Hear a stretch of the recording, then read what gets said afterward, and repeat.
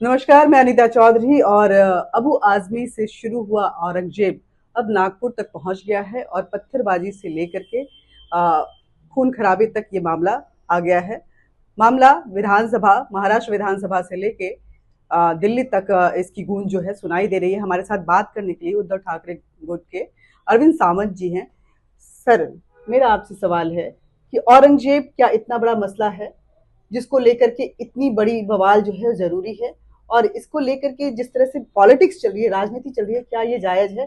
क्योंकि संजय सिंह ने कहा है कि ये इसलिए भड़का क्योंकि छावा मूवी आई। छावा में संभाजी के शौर्य को दिखाया गया है।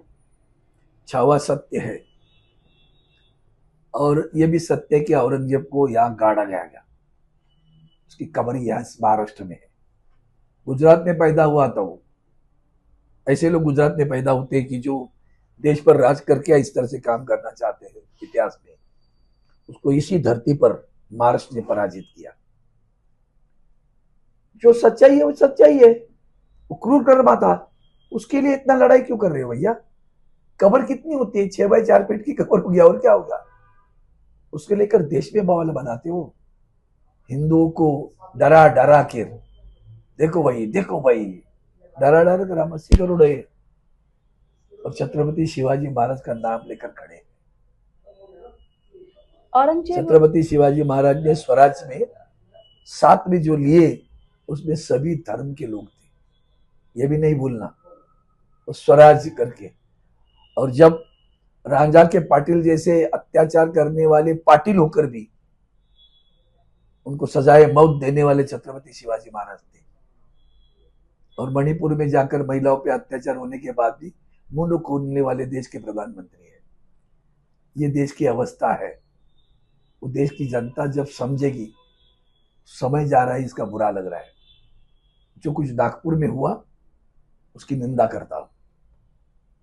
हम अमन से रहते, नागपुर भी अमन से रहता है। 1992 में कुछ हादसा हुआ तो उसके बाद में कभी नागपुर में नहीं हुआ। प्यार से रहते हैं लोग। आज ही कैसे हो गया? कौन अबू आजमी? उसके बयान को इतना बढ़ावा देने वाले कौन है? अबू आजमी को क्या जरूरत थी कि बयान देने पड़ी? छावा तो कब निकली? 2 महीने होने के बाद अबू आजमी बयान देता है। क्यों? वो भी सब जब पार्लियामेंट विधानसभा का सत्र शुरू है तब बयान देता है। उसके पहले छावा तो उसके पहले लगी ना, विधानसभा सत्र के पहले थी। क्यों नहीं बयान दिया?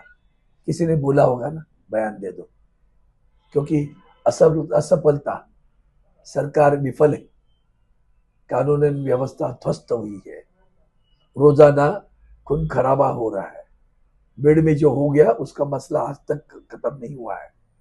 कभी इतना प्रयास जो अब औरंगजेब के लिए तड़प रहे हो ना चैनल वाले, मैं जाके कहता हूँ बेड में जाओ ना, मस्सा जो में हुआ उधर क्यों नहीं गए आप लोग?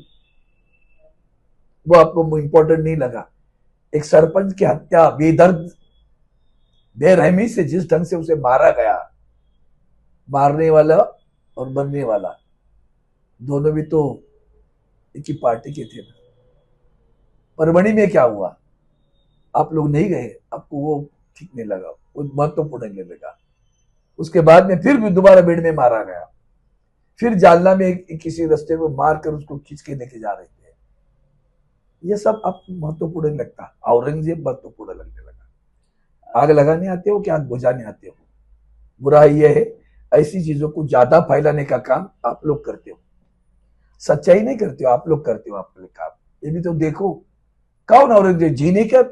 जिस जिस देश में बेरोजगारी फैल रही है, जिस में कानून व्यवस्था नहीं है, जिस देश में महिलाओं पे अत्याचार हो रहे हैं, जिस देश में किसान मर रहा है, जिसके अब्रू यूएस में चाइना में आपकी धज्जी उड़ा रहा है, उसके विषय में आपको महत्वपूर्ण नहीं लगता? औरंगजेब क्रूर कर्मा, उसको गाड़ दिया ना हमने। मुख्यमंत्री आपने देवेंद्र छत्रपति छोड़ो बाद में बोलेंगे। छत्रपति शिवाजी महाराज के साथ मावड़े जो होते हैं ना, हम लोग मावड़ा कहते थे जवान को, वो लड़े हैं उसके साथ में। जब संभाजी राजा की हत्या के बाद में भी तारा रानी लड़ती रही, संताजी धनाजी लड़ते रहे। औरंगजेब को नींद नहीं आती थी मराठों के साथ लड़ते समय। वो औरंगजेब महाराष्ट्र में पराजित होकर इस भूमि में गड़ गया। उसकी कब्र को लेकर देश में विषय कितना महत्वपूर्ण विषय है। शर्म नहीं आती? उखाड़ दो उसे। चलो कार सेवक रेडी हो जाओ, कौन बोलता है? राज्य का मंत्री, कहां जाना है भैया? तुम्हारी सरकार है, केंद्र में आपकी सरकार है, उसी ने केंद्र वहां तो सुरक्षा प्रदान की है। जाओ प्रधानमंत्री के पास, कहो उखाड़ दो। तो शूरता का एक चिन्ह है। हम बता सकते, देखो छत्रपति शिवराय जी के माहौल में कैसे इतिहास रचाया है, ये क्रूर कर्मा इसी मिट्टी में गाड़ा गया। देवेंद्र फडणवीस वो नहीं बताते, साजिश बता रहे हैं, मुख्यमंत्री साजिश बता रहे हैं। छोड़ो उनको, क्या बताएंगे? क्या मुसलमानों के लिए औरंगजेब इतना, इस देश के मुसलमानों के? अब मुझे नहीं लगता, वो मुसलमानों से पूछो, हमको नहीं लगता वो क्रूर कर्मा है, क्रूर कर्मा है। लेकिन इसके पहले जो देश में होता रहा, मंगलसूत्र छीना जाएगा, कौन बोला था? कौन छीनने वाला है बताओ तो भाई? बहन बैठी हो ना तुम, तुम्हारा मंगलसूत्र कौन छीनेगा? मैं बैठा हूं, हाथ लगाने दो तुम्हें। कौन हिम्मत करते है? देखता हूं तुम्हारे मंगलसूत्र को। कौन कहता है? देश का प्रधानमंत्री कहते हैं मंगलसूत्र छीना जाएगा। तो आप मानते हैं कटेंगे तो बटेंगे, कौन कहता है? यूपी के मुख्यमंत्री। कौन काटेगा? 80% हिंदू है ना, हमें काटने वाले कौन है, बांटने वाले कौन है? क्यों ऐसे बयान देते रहे? वो तो कभी पूछो, वो तो अंतर्मुख पूछो, होकर पूछो। हर बार किसी एक कौम को लेकर दुश्मनी पैदा करना, उसको घृणा करना, तिरस्कृत करना, तो ये सही लग रहा है क्या आपको? वो महाराष्ट्र का एक मंत्री खुलेआम बयान देता है, घुस के मारेंगे। मंत्री हो तुम? वो कहता है विपक्ष के अगर कोई आए मांगने फंड तो हम उसको फंड भी नहीं दे देंगे। ये संविधान को मानते हो आप? मंत्री पद की शपथ ग्रहण की है, सारे विषय में असफल है, उसको ढाकना है तो औरंगजेब चलाओ। लगता है कि ये चुनाव जो कुछ राज्यों में आने वाले हैं, खासकर बिहार और बस आपने सही कहा, पोलराइजेशन के लिए, बस आपने सही फरमाया। हिंदू मुस्लिमों में लड़ाई करानी है और उसको लेकर वो काम करते हैं। शिवसेना का क्या स्टैंड रहेगा? शिवसेना तो देश के लिए लड़ने वाली है। शिवसेना देश के जनता के जो महत्वपूर्ण प्रश्न है, हिंदुस्तान की भूमि पर जो प्यार करता है, जो निष्ठा उसकी हिंदुस्तान से, जो अपने प्राण न्योछावर करने के लिए भी तैयार है, वो हमारा है। वो हिंदू, मुस्लिम, क्रिश्चियन, ईसाई, जैन, गुजरात, कोई भी होने दो, जो देश के लिए खड़ा है वो हमारा है। वो देश के खिलाफ है वो कोई भी होने दो। अरे छत्रपति शिवाजी महाराज के साथ भी सभी धर्मों के लोग थे, इतना ध्यान में रखना। स्वराज्य निर्माण। एक आखिरी सवाल, एकनाथ शिंदे ने कहा है कि जो भी औरंगजेब के नाम पर पत्थरबाजी करेगा और खून खराबा, वो देशद्रोही होगा और उसके खिलाफ सख्त कार्रवाई की जाएगी। करने तो किसने मना किया? करो भैया, करो ना।